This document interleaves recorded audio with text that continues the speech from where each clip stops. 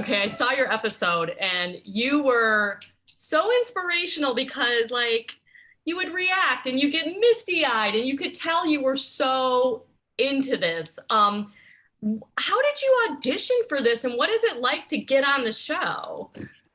Well, I cried like 4 times. Yeah, it was Awesome. very emotional. But in terms of like getting on the show, I did apply a while back, and then they reached out to me because they were looking for super fans. And so they saw that I had done some Guy Fieri recipes, and I'd been on a Carnival cruise, and I literally went because Guy's Burgers is on the cruise. And so they sort of reached out and they had my application, and then we talked more. And so then we did some interviews and some casting calls and things like that. So some Zoom video calls.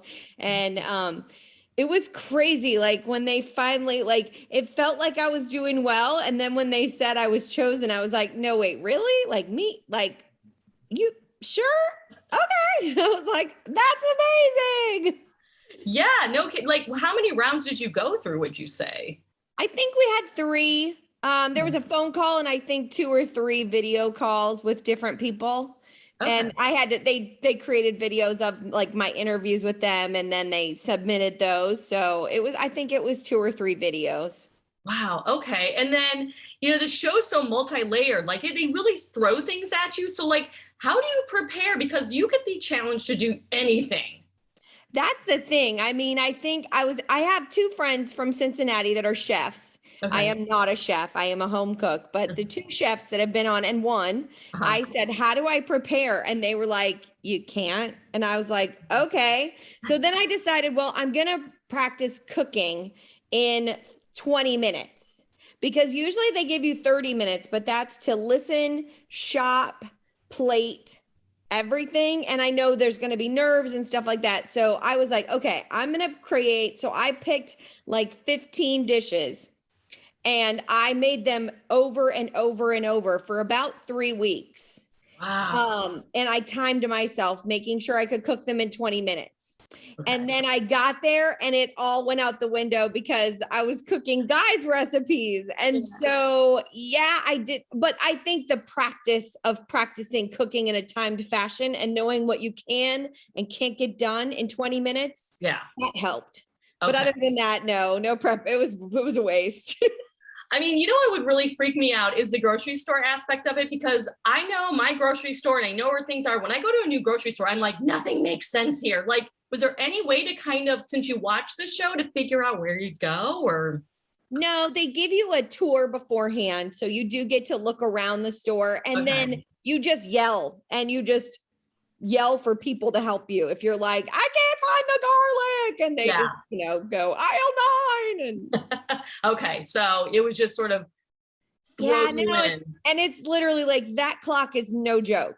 That clock is moving and going, and you got to move. Like you don't have a choice, like find it or go. So wow. It is pretty intense. And then you have Guy like wandering around, and like that has to be so distracting. How was that? Because he's like an idol, right? So he is. I mean, I've watched him since he won Next Food Network Star. So I've watched him for almost 20 years. And then the other part was I was next to the judges. So not only do I have Guy just bopping in, I have Antonia from Top Chef. I have Hunter, his son. I have Damaris Phillips, who I have watched since she was on the show. I have Justin Warner, who I know is like a science guy and a stickler. So it's like, I have all these guys literally 2 feet from me talking about me. Yeah. And I can hear them. And then I'm just like, I'd get distracted and caught up with them. And then I'd be like, I'm burning something. So. Oh my God. Yeah. A lot. But oh my gosh, just to see Guy in person, and like I got to pet his dog, and like just to see him in person and interact was surreal, crazy. Bonkers. And he's so, I've interviewed him once and we got on like a house on fire. I assume he does with everybody. He's as genuine as he is on the show in real life. Is that what you experienced? 100%. The thing I love about him is he wants you to look good. Yeah. Like when I was auditioning, I was like, I don't want to look dumb because I'm a home cook. And they're like, do we ever make, like, no, that's not our purpose. Like we want everything to look good. And so like, he is motivational and he gives you tips and tricks ahead of time. And he's like, don't forget this, like, remember this. And it's just all about like lifting you up. And then like, just, he's done so much for the chefs in this country as far as just promoting chefs and like giving us more opportunities. Like, there was never a chance for a home cook to be on like a show and like have my mom see me on Food Network. Like, like he's wonderful. Like I it was for a super fan episode, and I am definitely super fan. Yes, yes. And it was so refreshing. And then like, it's a very positive show, but you know, reality TV is really cutthroat. Y'all seem like you know, got along, but were you kind of sizing everybody else up a little bit when you were there? Yeah, I mean, we're still friends to this. We still have a text thread going, the four of us do, especially when the show was airing and stuff. But like, I was freaked. Yeah. Ross was he's a home cook, but like, he told me some of the things he makes, and he's a fancier home cook, but he's a realtor. But like, Emily has cookbooks, and Michael is a barbecue chef with his own restaurant and, you know, his own food truck. And I was just like, I'm screwed. Yeah. I'm screwed. Meanwhile, you won. So, I mean, was that, you look totally shocked, actually? Were you, or did you feel like you probably could win? Well, so after the first round, Emily and I were tied, and Michael and Ross were a ways behind. Yeah. So by the critiques, because I got critiqued first in the second round.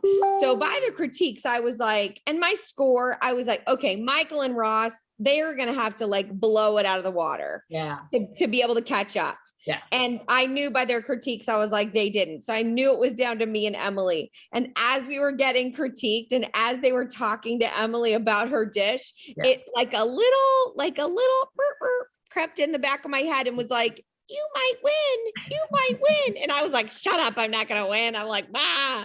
And then it was like, as they kept going, I was like, oh my God, I might win. And then we were standing there and they were about to release the score. I was like, oh my God, I might win. And so I let it creep in. And then I was like, bah. So that was, I'm wondering too, and this is something, I'm from the Midwest, so I know about loose meat sandwiches. Yes. I'm wondering, do you think maybe that sort of gave you that edge because you brought in your own sort of, you know, slant to it? Well, what's funny is it was a mistake. My burger was falling apart. And my ex-husband would always call the Made Right a fall apart burger because he's like, you pick it up and the dang thing falls apart. Yeah. And so I just kept saying, my burger's falling apart. It's falling apart. And all of a sudden I was like, fall apart burger, bing, bang, boom. That's my spin. It's a Made Right. And I was like, pow. And so I think that it was, you know, I mean, I just got lucky. Like it popped in my head. I sold it and I went with it. And I mean, any of the four of us could have won or lost that show. It was so amazing. So, but like, I think I got lucky a little bit and, you know, and I mean, my burger was good. My sandwich was good. What can I say? Yeah, no. And that's so, you know, that's the thing. I think people would want to know advice. Like if they got the opportunity that you did, is there any advice you could really offer to people going in that maybe might help them? Just go for it. Don't admit mistakes and just go for it. Like practice cooking fast. But I think when you get in there, it's about gameplay. Like I joke with Christian and Kayla, who have both won and they're chefs here in Cincinnati. And I joke with them like, oh, we should have a Cincinnati episode where all the winners come back. And I was like, and I would get the floor wiped with me because like, I could not compete with them. Like Christian just beat Bobby Flay. Like I can't compete with that. And Christian's like, no, it's gameplay. And so it's about how you play the game because those game aspects are a big part of it. So it's like focus on that gameplay, practice cooking and just listen to everybody around you. Like they're there to help you. And I think just let it all out. Like just leave it all in the kitchen. Now, when you say gameplay, what, like, do you have any specifics on that? Like, so the first one they gave us was a recipe redacted. So half the ingredients and instructions were blacked out. And so I look back and wish I could do that over, because it's like I was so focused on the recipe and getting exactly what was in the recipe. Like I should have just taken it a little bit more like, okay, this is Guy's recipe. Now I need to make it my own a little bit. And these blacked out spots are where I do that. But like sticking to that recipe, like making sure I had the right key ingredients was a big thing. Like it was beef and it was poblano peppers. So it was like, okay, let's not miss those things. And the second was we got to make one of Guy's recipes and we got to pick and we had the whole recipe. And it's like, don't miss salt, don't miss acid. Make sure that you've got the feeling of his recipe in your dish. Okay. And so, and we also had to cook and we had to shop in 3 minutes. So like making sure that when you're shopping in 3 minutes with a little basket, that you get all your ingredients. Like don't forget like a main thing, like don't forget the cheese, you know, things like that. So I think it's just listening to what they say, that because sometimes, now my episode didn't have this, but they'll say, you know, make it a decadent brunch. Yeah. Well, you want to make sure you don't have one pancake on the plate. Like when they say decadent, that means a lot. Yeah. And so just listening to their cues of what they're looking for and then nailing that on the head. Okay. Very cool. Very cool. Now you've got this great Instagram. Oh my gosh. Yeah, it's like amazing. Tell me about what's next for you. Oh my goodness. Well, I've been blogging since 2008. So I'm like an old senior citizen in this world. And I do copycat recipes, air fryer recipes, and Traeger smoker recipes. And so the air fryer I have a couple cool things coming out. I have an air fryer cookbook coming out in January that is air fryer cooking for one. And I'm a one. And I mean, I do have a pup, Misty. Yeah. A dog here that's licking her arm. So, but I have a couple dogs. Yeah. But for the most part, I'm cooking for one. So I have an air fryer cooking for one cookbook coming out, which is really exciting. And then next month, Kevin from The Office, there's a famous scene where he spills his chili all over the floor. Yes. He has a chili cookbook coming out with his chili recipe and then 175 other recipes for chili. And I have 5 recipes in that book. So, oh my gosh, that's great. And there's some more TV nothing, I mean, I can't talk about it, but there's, you know, some more TV stuff happening. And so hopefully, hopefully Guy will just, you know, or Ree Drummond, Pioneer Woman, she's got a new show. Okay. On Food Network called The Big Bad Budget Battle. And so, you know, maybe Ree will call me up and be like, Heather, we'd love to have you. Yeah. Well, we need to put that on the video.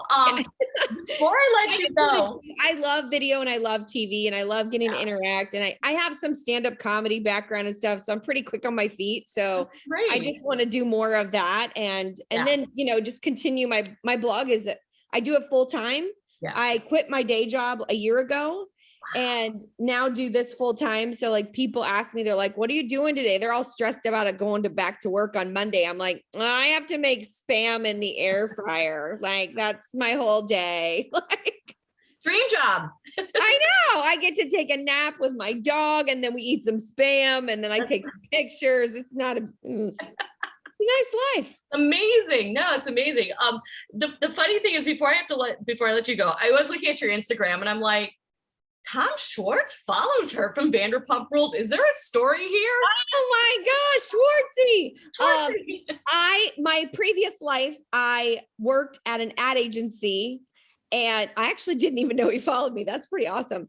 I'm going to put that on my Instagram, like bio, followed by Tom Schwartz, appearance on Guy's Grocery Games. But my previous life, I worked as an influencer manager. So I hired influencers for large brands. And we hired Tom for I think it was a toothbrush brand. And so he was one of my, like, he was a client kind of, as far as like, I hired him for an agent for one of the brands. And so I got to work with him and talk to him a little bit. I hired Craig from, love him. Southern Charm. I love Craig. Yeah.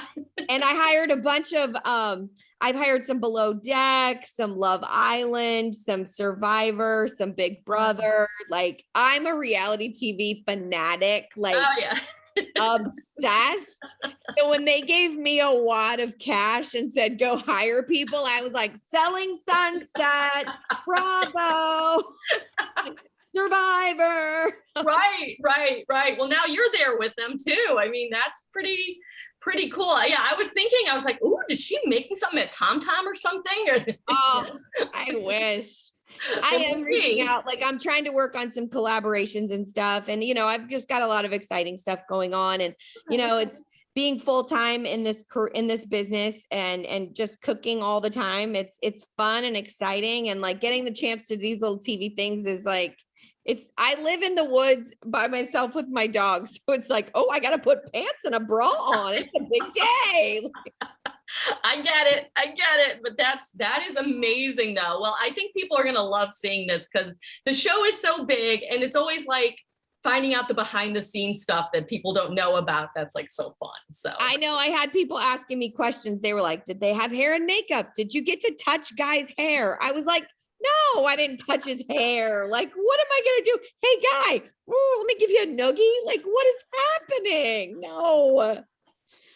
Yeah, but that is great. All right. Well, we're going to put something out and then your handle is Food Hussy on Instagram. My Instagram is Food Hussy. Yes, definitely. Very cool. So we can follow along and get those recipes.